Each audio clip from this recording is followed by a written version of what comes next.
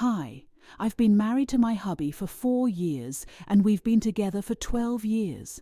After a lot of financial struggle, we bought a house and we are now planning to get kids. Thing is, a few months ago, my husband fell sick and had to stay home for a while. He decided to pick up an online game and started having weekly sessions with a group of players. Among them is a girl, 30, I think. And long story short, he fell in love with her. He broke down crying a month ago and admitted it. He told me it built up so gradually, he didn't understand how he felt until it was too late. They started texting privately after meeting and eventually had one-on-one calls together. Then at some point, he said, she told him she was in love with him and he realized it was mutual. He said he told her it was impossible but loved her too. They tried to be just friends, but they couldn't resist and continued to show affection for each other. He showed me the texts, but also venture into sexting. She asked if she could meet him face to face, but he refused. So he told me all of this, apologized over and over again, and told me he couldn't control himself, and while he loved us both, it was me he would choose, no matter what. I was still very upset and slept at a friend's that night to gather my thoughts. I decided to forgive him because he clearly felt guilt and wanted to work it out. I told him that while I was deeply hurt, I still appreciated him coming forward to me and being honest about what happened. We got into long conversations about how we were feeling in our relationship. I accepted he could love someone else, but said I didn't like how he handled it. He agreed. And then yesterday he asked if I was comfortable opening up the marriage to polyamory. He said he still wanted to live with me and have kids, but can't erase nor ignore the feelings he has for her. He says he wants to do it right and let us both see other people, with clear boundaries and communication, and still be present for one another. I'm going to be honest, it made me very uncomfortable at first. We have several friends who are poly. I know more or less how it works, but I never really thought about getting into it myself. I am not against, it just never crossed my mind before. I am trying to think it through, but it's a lot to take in. Sorry, my writing is probably messy, but it's kind of hard to focus. I guess it's too early to decide and we have a lot more to discuss beforehand, but still. Update. First off, sorry I didn't reply to all your comments. I'm very thankful for them. They helped me realize hard, but fair, truths about the whole situation. I waited for a bit to think about it all and had multiple long discussions with my husband. I wanted to confront him before making a final decision. To answer some of your questions, the other girl wanted to meet him, but they never did.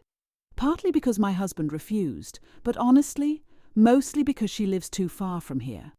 I still got checked for STDs though, and I'm clean. Yay. As for our polyamory friends, they apparently were the ones who suggested him to go down the polyamory road. I stopped talking to them for now. I'll deal with the bigger problem first. I told him his actions hurt me deeply, and that while I appreciated him admitting his affair, it was still infidelity.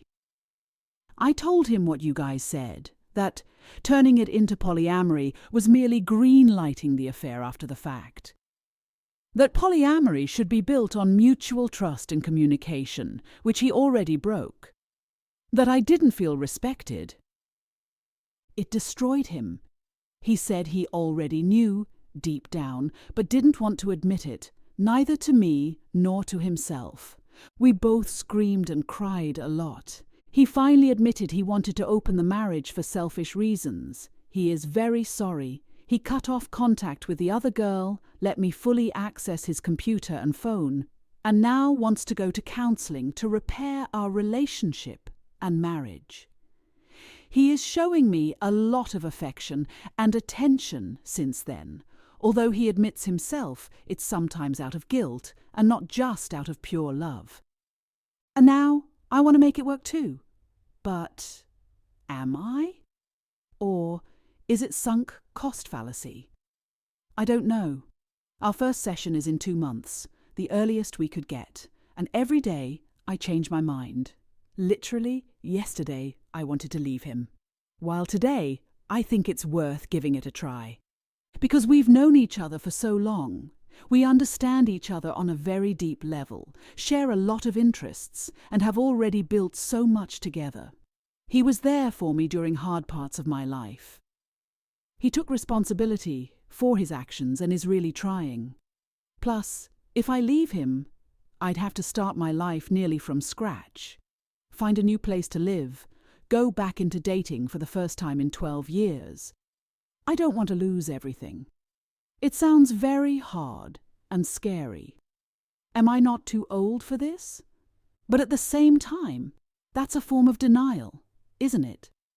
It doesn't matter if those years were good. It's not going to be the same. Even if he gains my trust back, even if I forgive him, I'll never forget. I think he is genuinely remorseful. But isn't it too late for that? I am too empathetic. Him being present now doesn't erase what was done. Do I want to stay, not because I still believe in this relationship, but because don't have the strength to ask for a divorce? Because it's the easy choice, some kind of codependency? I have no idea. I can picture both paths clearly, and it's tearing me apart. I am lost, maybe even more than I was when I wrote my previous post. I've lost sleep and appetite, and I'm not sure I enjoy anything in my life anymore. I booked an appointment with a psychologist for me alone to help with this whole thing. I am sorry. At this point, I am rambling. I know I am the only one who can decide what's okay and comfortable for me or not. It's ultimately my choice, and my choice only. The emotional hell I am going through just makes thinking about that choice very hard and paralyzing. I'll go to both therapies and try to see what to do from here. I'll try to update, but it's probably going to take a while. I am sorry. I want to thank you again for your support, and I am sending you guys a lot of love. Edit. A couple of infos I should have mentioned but didn't, because putting all of that into writing without omitting something is much harder than I thought.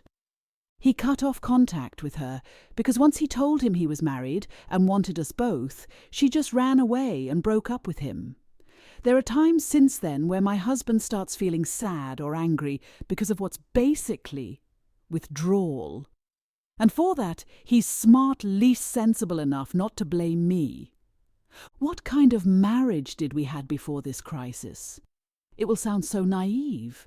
It's my first and only romantic relationship. We were very close and basically grew as adults together. We could talk about anything and understand each other. We shared the same values and interests. What changed, I think, is that we got into a routine and he got bored.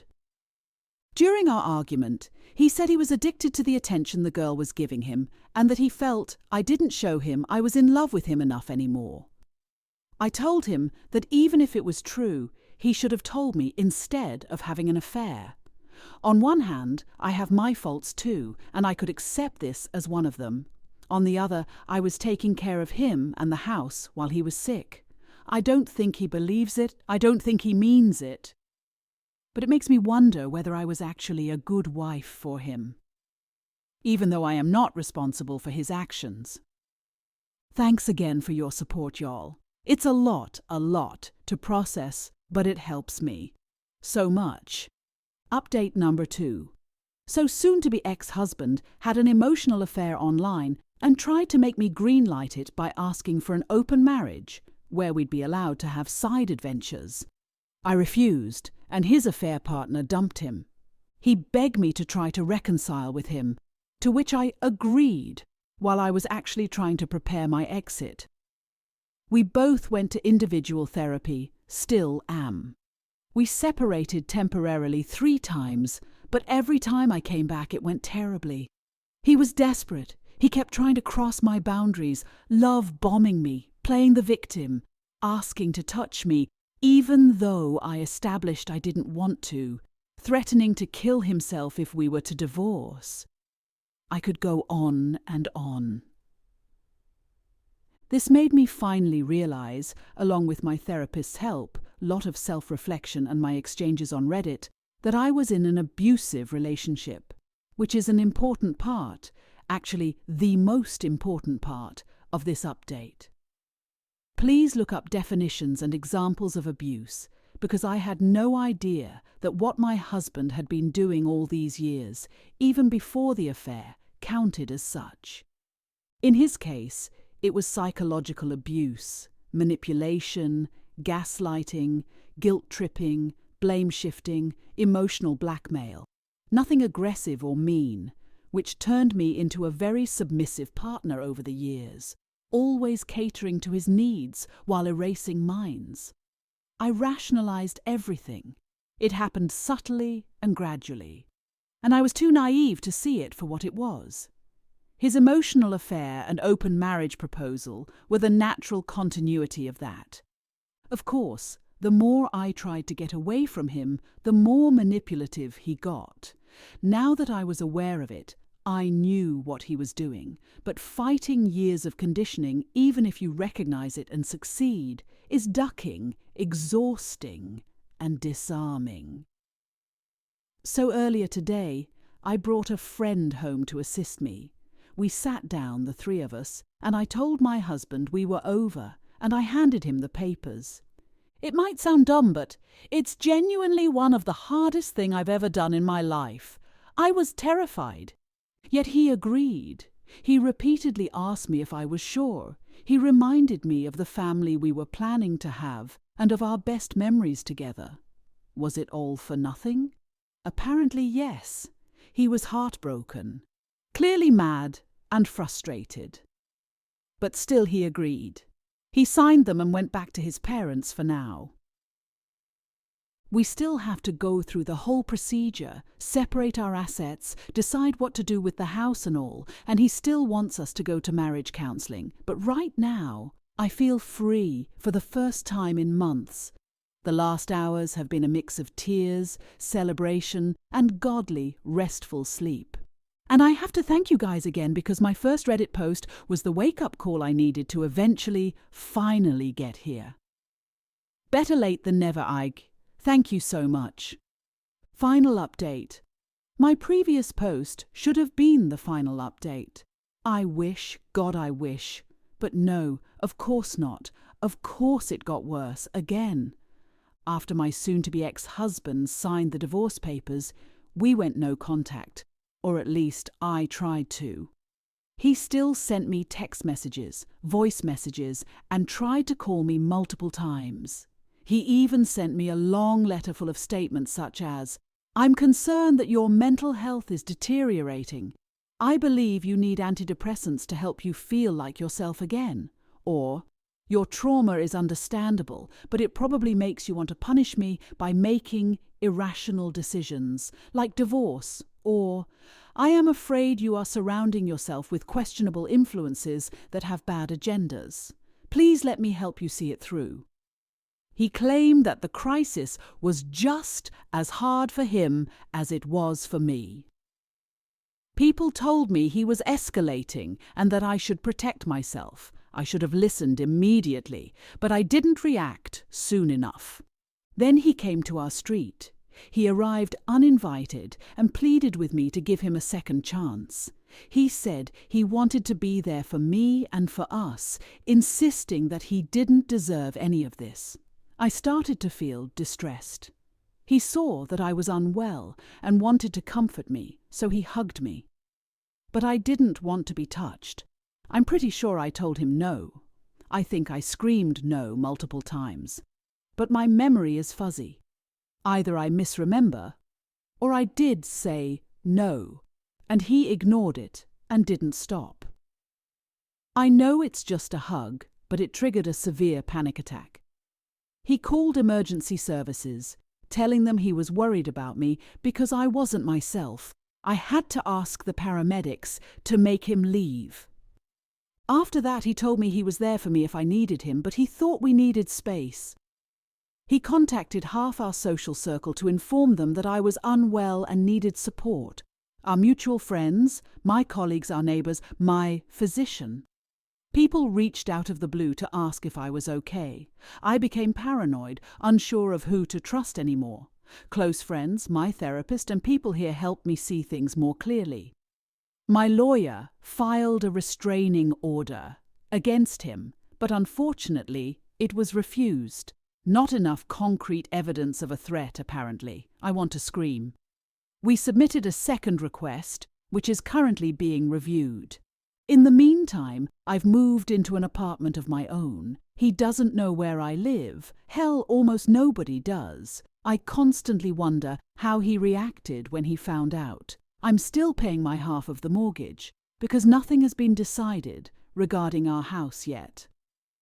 It's financially very hard for me, but I do feel safer.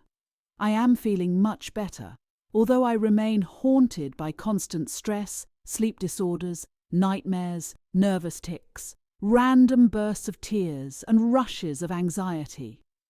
My physician prescribed me sedatives. They do make it easier. I realize I'm isolating myself more and more. I try to fight it, but I'm really afraid that sensitive information could leak, even accidentally. I've started reaching out to my closest friends again, as much as I can. I am trying to come back here on Reddit. I keep going to therapy. It's necessary. Because one part of me, the part he cultivated for so long, urges me to stop all of this, to go back to the house, cancel the restraining order, cancel the divorce, call him, apologize, and repair our relationship. It would be insane. I am not going to do that. I do not listen to that little voice. I don't. But when your defenses are attacked over and over again, it becomes incredibly hard to reason properly. I can't wait for the divorce to be over. I just want to move on. I want all of this to be behind me. I'm sorry this is bleak. I wish I would have left sooner. I just hope this can help someone, anyone.